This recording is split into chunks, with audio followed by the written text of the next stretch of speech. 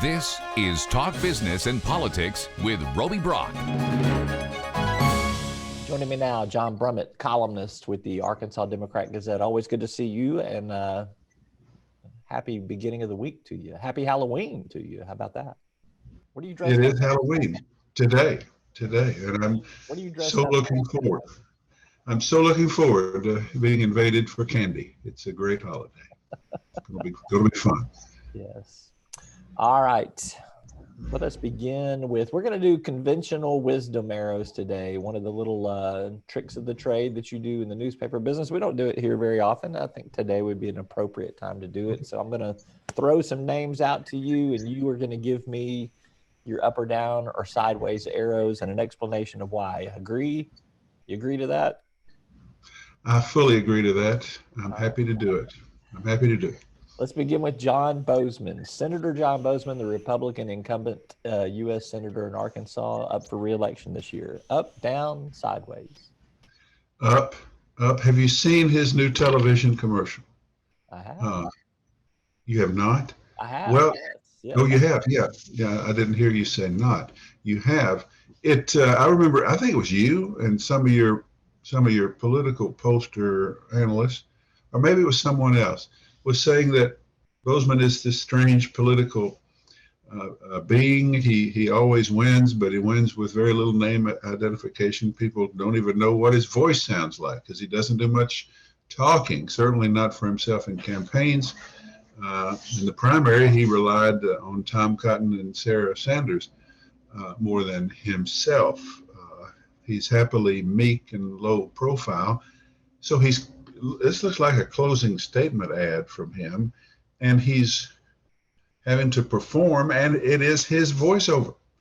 And it's corny, and I cringe, but I think it's effective for his political essence. He's writing longhand a letter to voters, and he's explaining that he's always been about helping people, first in eye care and now helping the veterans and helping the seniors in his political representation of them. He speaks in his drawling but soft, engaging way, and it's kind of visually and in terms of sound sort of soothing.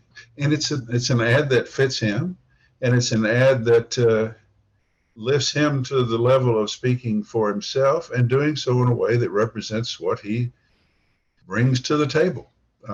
And I think it's what a political advertisement is supposed to do. So I give him an up. I think he might go for 65 to 70%. He's got weak opposition. Nominal opposition, probably, I guess you could say. But we have now heard from him, and we have now heard from him in his voice, supposedly in his own words, in a nice little communication to us. That's pleasant, inoffensive, and soft and mellifluous. And that's what he's going for, and that's what this ad pulls off. So I give him an arrow up. All right, it's a warm and fuzzy, but it is different from where he was in the primary when he had challengers to his right with Jake Beckett and Jan Morgan. So maybe just talk briefly about the little pivot that he's done from going to a more strident Republican message to this, as I described it, warm and fuzzy general election message. Why would he do that? Well, it was Nixon gets credit for saying you run to the right in your primary, you run to the center in your general election, and I guess that's generally true. All those circumstances can change race to race, but nothing demonstrates it quite as clearly as this. In the primary, yes, Boozman's problem, his concern, was that he was kind of a low-profile Mitch McConnell Republican, and the premium was on farther to the right, Tom Cotton, Sarah Sanders, Donald Trump type Republican. So he used, I think, his connection with Sarah Sanders, a friend of his who'd run one of his campaigns, to lock down an endorsement from Trump. And his rhetoric was not in his own words much, but it was in narrators that he was going to finish that Trump agenda and get that wall built and those sorts of things. Because his opposition was the gun goddess and then this extreme right campaign of Beckett, and he pulled that off through surrogates. And now he doesn't. Here he needs to. Really doesn't need. I think he's going to win anyway, either way. But here he is pivoting to speak for himself in his own essence, in a sanguine, sweet, kind way that I think he finds more comfortable. You'll remember in the primary, somebody got a secret recording of him on a phone telling somebody that, of course, Trump lost the election, and we can't go around changing the outcome at the day to certify the vote. And he had to get Sarah to call down to Mar-a-Lago and say, please don't take away the endorsement. He's sorry. So that shows pretty vividly the kind of pivot or the complete full body rotation sometimes required from a primary to a general election of modern day politicians. All right, let's go to our next person on the arrow list, and that would be Nancy Pelosi, Speaker of the House. Her husband was attacked. Apparently, a MAGA enthusiast has broken in, attacked her husband with a hammer, was looking for her, according to the reports that we've seen. Does this do anything to her politically? And you've also got the midterm elections coming up. Where do you rank Nancy Pelosi? Well, considering what's going with her personally in terms of her husband and her home, it seems almost trivial to fire a conventional wisdom arrow about that. But of course, it's down. She has concerns at home. She has concerns for her party. She has concerns for her country. In fact, all of us have concerns for our country.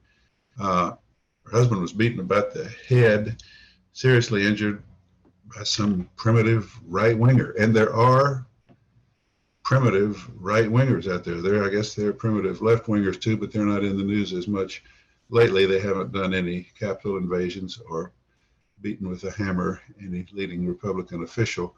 So that's a major tragic event in her life. She's days away from losing, I think, control of the U.S. House. I think she's got, I think she needs to look forward to handing the gavel to an insurrectionist finesser, Kevin McCarthy, because the Republicans are going to take over the House. So she's got concerns at home. She's got concerns for her party and for her country. When we are in such a state that this kind of thing happens over political differences in our country, it's not just her arrow down; it's our arrow down. It's our Constitution's arrow down. We've had our Capitol invaded for people trying to an insurrection to try to undo constitutional election principles of the country. We have the husband of the Speaker of the House beaten with a hammer in his home because he's married to a woman that the guy really wanted to beat with a hammer, I guess, because he disagrees with her. And our politics is particularly, or I think more on the right. Others say it's both sides. I don't. This was on the right. Somebody filled with hate because of what once were honest political differences. So yeah, her arrow is down, of course, with all of this happening to her, but all our arrow is down with her, I believe, considering this incredible event. All right, Democratic candidate for Arkansas Governor Chris Jones. You give him an up arrow, a down arrow, a sideways arrow? It's going to be all, yeah, it's up. I've written about this, and it's anecdotal, and it's I don't want to overstate it, but I get emails, calls, conversations with white conservative males. You know, in Arkansas, if you have white male acquaintances, a lot of them are going to be conservative. That's just our demographic and our culture. But they're not extreme. They're simply they simply deplore liberals and think the liberals are about to ruin us. with all this woke business. That's sort of the way they base their politics. And I've had several, and by several, I mean 24, but things unexpected, unsolicited, saying, I think I'm going to vote for Chris Jones. And they say variations of this. Governor is kind of different from Congress. We like our governors to be pragmatic and likable, and we want a BB type or an ASA type who leans to the center, whether from the right or mildly from the left.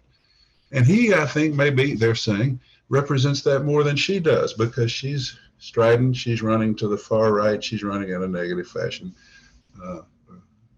pretty clearly.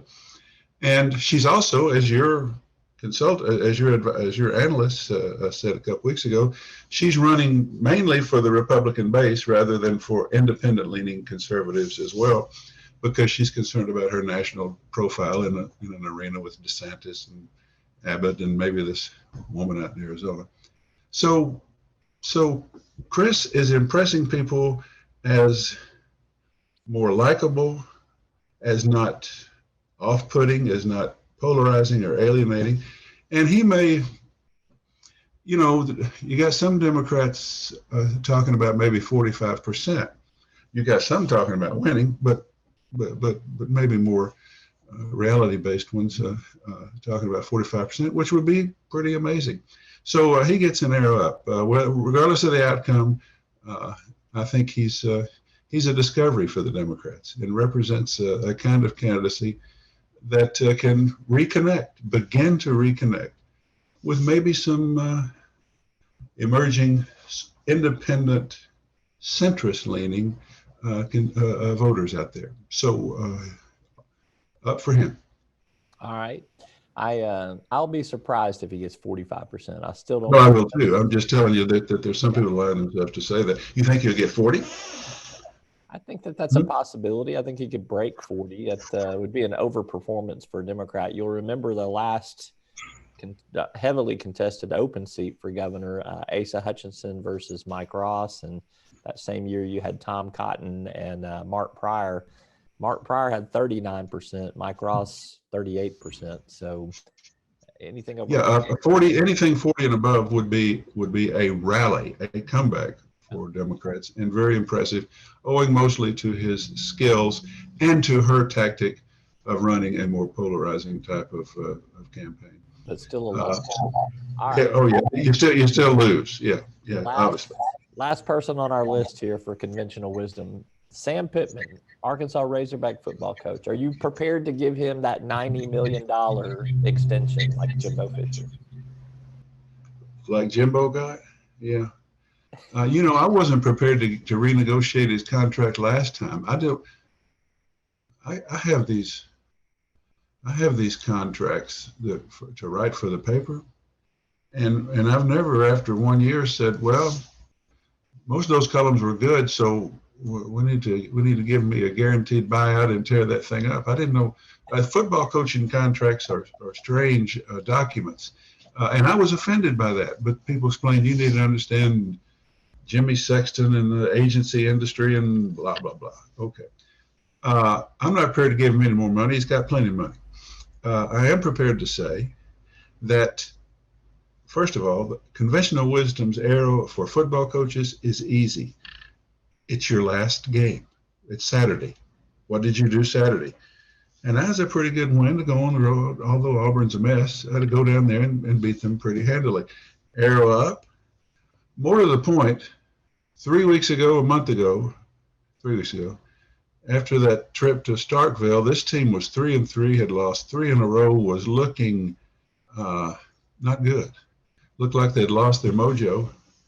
And I wrote, he's either going to be what he was last year, and he's going to be in keeping with the old Frank Broyles era when the team was always best in late October and November, always getting better, or this is going to devolve into a Chad Morrissey late Bielema era type team, 4-8 or 5-7 or something like that.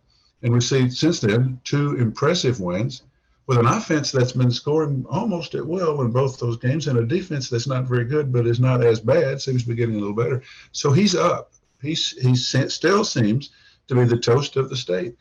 Tough schedule, 3 tough games, including this week, and one that might, you never know, playing Missouri after. But there's a chance to have a really good season. But the point is, at a pivotal moment, the team, let's use the cliche that Houston, the players held on to the rope with him, and they have had 2 good weeks. So he's still Sam Arrow Up, hero to the folks of Arkansas. All right. John Brummett, hero to the Arkansas political columnist scene, correct? Well, I always give myself an arrow up, but I get a lot of pushback on that. So somebody else should fire that. Okay. All right. Thank you for being with us as always. All right, buddy. Bye-bye.